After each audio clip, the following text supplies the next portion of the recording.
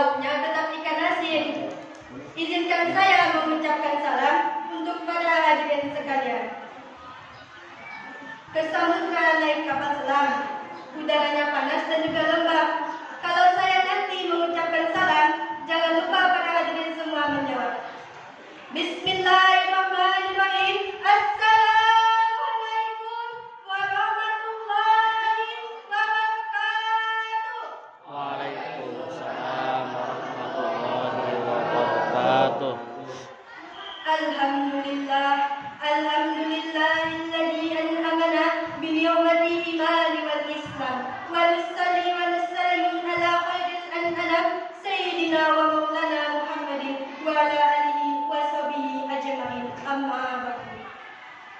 Alhamdulillah, segala puji syukur kita panjatkan atas kehadirat Allah Subhanahu wa taala yang mana telah memberi kita rahmat, taufik, hidayah serta inayahnya kepada kita semua sehingga kita bisa berkumpul di ruangan insyaallah penuh barokah ini.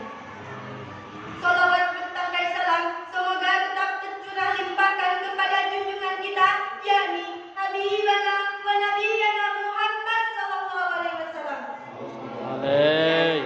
Telah membawa kita dari zaman kegelapan menuju zaman yang terang benderang ini yakni agama Islam dan iman.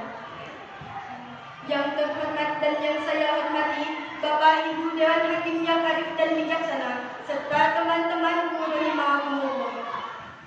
Berdirinya saya di sini akan menyampaikan pidato singkat saya yang berjudul Ajaran Islam untuk Saling Mengenal. Bapak Ibu Dewan Hakim yang arif dan bijaksana serta teman-teman guru himah umum, kehadiran Islam sejak awal menunjukkan sikap-sikap yang merangkul. Rasulullah mengawali dakwahnya di Mekah secara pelan-pelan, mulai dari keluarga, para sahabat, orang-orang tertindas seperti budak dan seterusnya. Yang penting untuk dicatat, tahapan demi tahapan dilalui tanpa ada paksaan, apalagi kekerasan. Bahkan beliau sendiri yang justru kerap mendapat perlakuan kasar hingga percobaan pembunuhan dari para penentangnya, terkecuali kedua pamannya, yakni Abu Jahal dan Abu Lahab. Sejak belia, Nabi mendapat julukan Al-Amin karena karakternya yang jujur. Rasulullah juga dikenal sebagai pribadi yang ramah kepada siapapun, gemar menolong dan pembela yang lemah.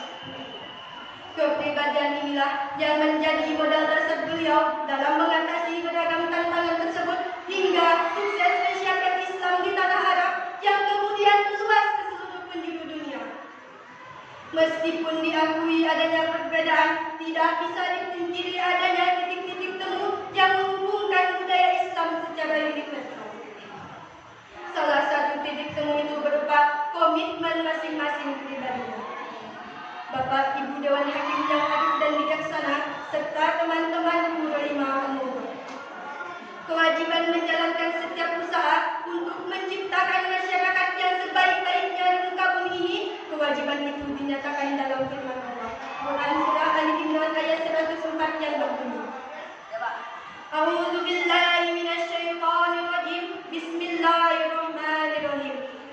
Wal takum minkum ummatun yad'una ilal khair wa ya'muruna bil ma'ruf wa yanhauna 'anil munkar wa ulaika humul muflihun. Artinya, hendaknya di antara kamu ada umat yang melakukan dakwah ilal khair, amar ma'ruf dan nahi munkar, dan mereka itulah orang-orang yang berbahagia. Maksud Allah dalam ayat tersebut adalah kebaikan universal, suatu nilai yang menjadi titik temu semua agama yang benar, yaitu agama Allah yang disampaikan kepada umat manusia lewat wahyu ilahi. Pemahaman keberagaman ini perlu mendapat perhatian semua pihak, karena upaya membina kerukunan umat beragama seringkali terkendala oleh adanya kenyataan bahwa sosialisasi ajaran keagamaan di tingkat akar rumput lebih banyak dikuasai oleh juru dakwah yang kurang peka terhadap kerukunan umat beragama. Semangat berdakwah yang tinggi dari para pegiat dakwah ini seringkali dinodai dengan cara menjelek-jelekan agama orang lain. Bapak Ibu Dewan Hakim yang arif dan bijaksana serta teman-teman guru himah umum, membangun harmonisasi beragama memang hal yang mesti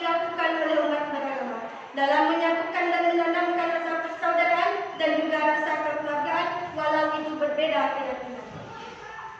Keragaman suku, ras, agama di dunia, khususnya di Indonesia, memang bukan hal yang baru kita ketahui. Untuk itu, perlu kiranya jika kerukunan umat di Indonesia, khususnya ditanamkan untuk saling bahu-membahu satu sama lain dalam pembangunan Indonesia yang tercinta ini. Namun, harmonisasi bukanlah ranah untuk menyatukan kepercayaan umat beragama, melainkan hanya untuk menanamkan rasa kasih dan sayang antar sesama. Dengan pengakuan dan pelaksanaan inilah Islam akan senantiasa menjadi rahmatan lil alamin.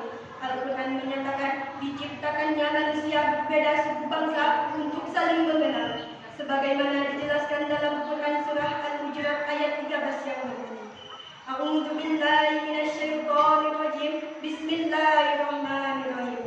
Ya ayyuhan nas, inna khalaqnakum min dzakarin wa unsa wa ja'alnakum syu'uban wa qabaila lita'arafu. Inna akramakum indallahi atqakum. Innallaha alimun khabir. Artinya, wahai manusia, sungguh kami telah menciptakan kamu dari seorang laki-laki dan seorang perempuan. Kemudian kami jadikan kamu berbangsa-bangsa dan bersuku-suku agar kamu saling mengenal satu sama lain. Sesungguhnya yang paling mulia di antara kamu di sisi Allah ialah orang yang paling bertakwa. Sungguh Allah Maha Mengetahui, Maha Teliti. Sebab keragaman itu merupakan sarana untuk kemajuan peradaban. Kalau kita hanya lahir di suku kita saja, tidak pernah mengenal budaya orang lain, tidak pernah bergaul dengan berbagai macam anak bangsa, dan hanya tahunya orang di sekitar kita saja, maka sikap dan tindakan kita seperti katak di dalam pintu. Bapak Ibu Dewan Hakim yang arif dan bijaksana, serta teman-teman guru Hifal Pemuda, seseorang tidak bisa memilih lahir dari rahim ibu yang beragama apa, atau keturunan siapa, atau tinggal di mana. Keragaman tidak dimaksudkan untuk saling memaksa atau melukai. Al-Quran mengenalkan konsep yang luar biasa. Keragaman itu untuk kita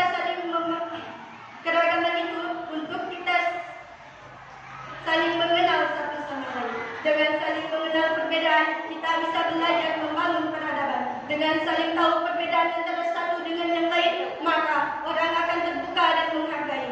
Satu sama lain mendapat kesempatan dalam belajar. Kesalahpahaman pun sering terjadi karena belum mengenal keragaman. Al-Quran menggunakan bentuk tafala dalam redaksi tawaduf yang bermakna saling mengenal.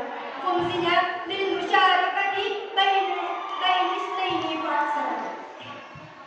Bapak Ibu Dewan Hakim yang arif dan bijaksana, serta teman-teman guru rahimahumullah, tidak cukup interaksi seseorang hanya mengenal yang lain, mereka pun harus mengenal orang lain.